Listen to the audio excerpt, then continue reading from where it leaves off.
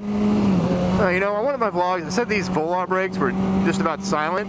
Well, I was wrong. Yeah, they're not silent. They're quiet, but sometimes when I'm stopping, it sounds like a lot of wind or something happening down there. It's a weird sound. I don't think the mic can pick it up, but it's interesting. So I take my comment back. They are not silent.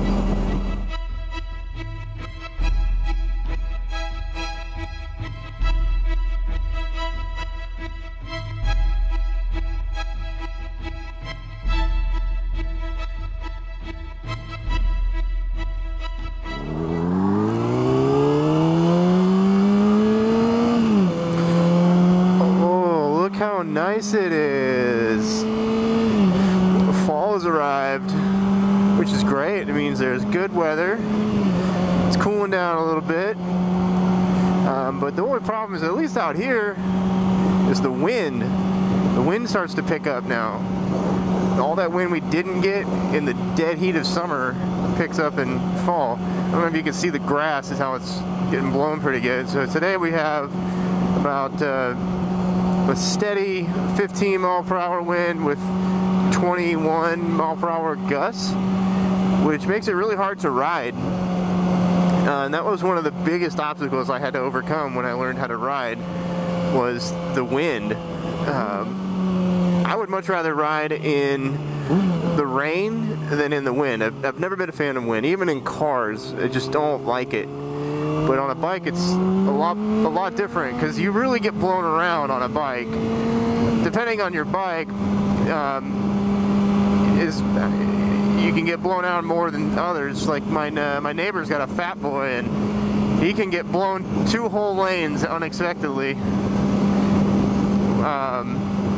Luckily, I don't have that. That just sounds utterly terrifying. I kind of have to ride a little sideways.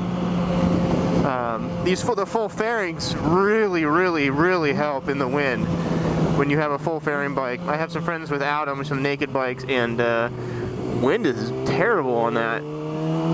So we're going south now, which means the wind's at our back, which is a whole other world, because now you can haul ass.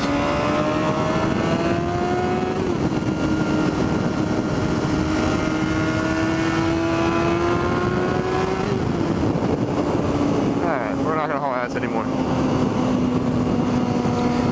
So after a while of riding in the wind, I kind of got used to it, and I realized I'm probably not the only one with this concern. So I thought I'd share some of my tips and how I handle it. 2 things is always prepare. You want to make sure, if you're going to drive in a ride in a heavy windy situation, you don't want your jacket to be very loose, and you kind of want to avoid bringing a backpack unless it's kind of small, because the wind will grab that from the side and start pulling you around.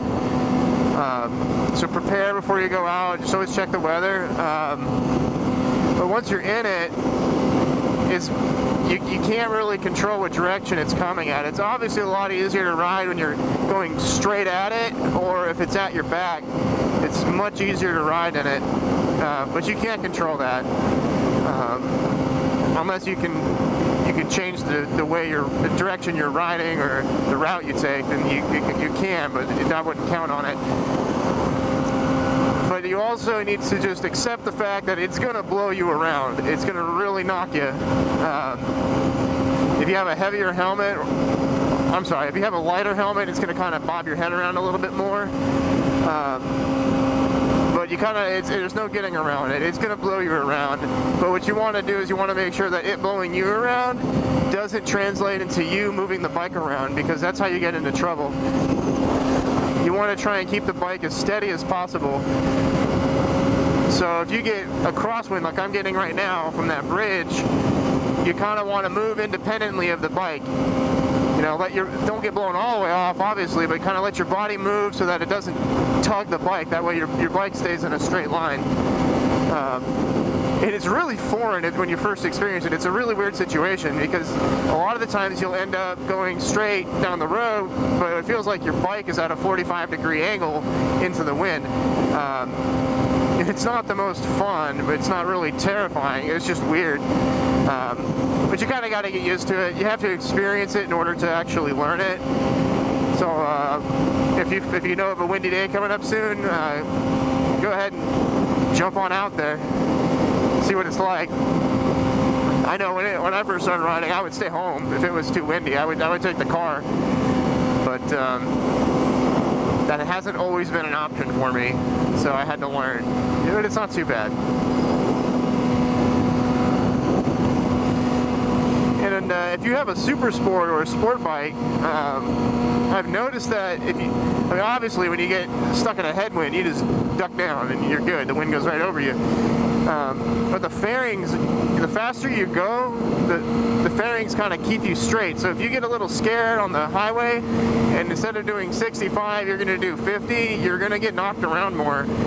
So you want to stay with traffic, at least go with the flow, and the bike itself will keep you straight. The centrifugal force on the wheels and the fenders, it kind of acts like an arrow, where it'll move, but not as much the faster you're going. So keep that in mind. Oh, and if you're not used to it, stay away from flyovers and overpasses. The wind gets whipped up from the road. I don't know the physics of it, but you get whipped around on those things, and then at least for me, I'm not a big fan of heights, but when you're up there getting whipped around like that, it's very, very, very scary. And when you're nervous like that, that's when you're probably going to have an accident. You're not focusing as much. So if you're not used to it, stay away from flyovers and overpasses. Take frontage roads if you have them, side roads if you have them. But avoid those. And if you get stuck on them, then you want to really slow down. There's been a few times where I've gone about 30 miles an hour around a flyover when we had 40-mile-per-hour gusts of wind. I don't care. I'll flash my brake light if people are coming up, let them know I'm going slow. But I am not gonna haul ass around a corner in the wind.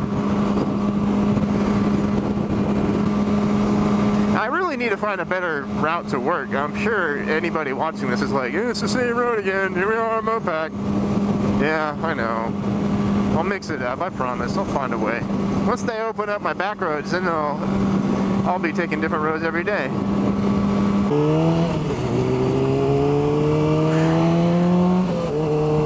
So I really didn't want to do the typical first-time vlogger, new vlogger. Oh, I like this guy. This is my favorite vlogger. And I like this vlogger because he does this. I really didn't want to do that. But after I started vlogging, you know, cutting these things and putting it together is when I really realized how much work actually goes into vlogging. Just the fact that I have time to ride isn't even a part of it. The editing, the trimming, the uploading, the time, and I don't even have to reply to comments. I don't even have comments. I think I got one, but I don't have them. I have mad respect for these guys with more than 20,000 subs. It's a ton of work. You know, and people like 6'4" Honda loves to, he encourages people to send him mail and then spends time replying to it. Man, that's a lot of work that goes into that, you know, and these people like Motonosity, Chase on Two Wheels, Baker X Derek, Midshift, just putting in the special effects to make your video fun, and doing it on a routine basis is tough. I mean, I would say when I record a vlog, I don't even count the recording time here because I have to go to work anyway.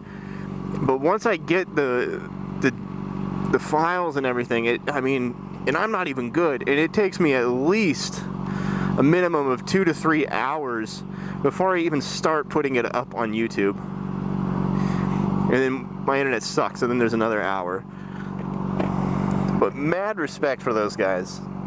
You don't really appreciate it until you're in their shoes. And I know there's probably more to it than I know. But keep up the work, guys. It's just awesome. I love what you're doing. So, on that note, we're almost back. So, if you like my videos, as I said before, like it. It's okay. You can click that button. It won't hurt. Share it. Your friends might like it. Comment if you want to call me a dumbass or something. That's cool too. But please subscribe. I will definitely have more of these. I have fun doing this. It's a lot of fun. So, that being said, I'll talk to you guys later. Peace.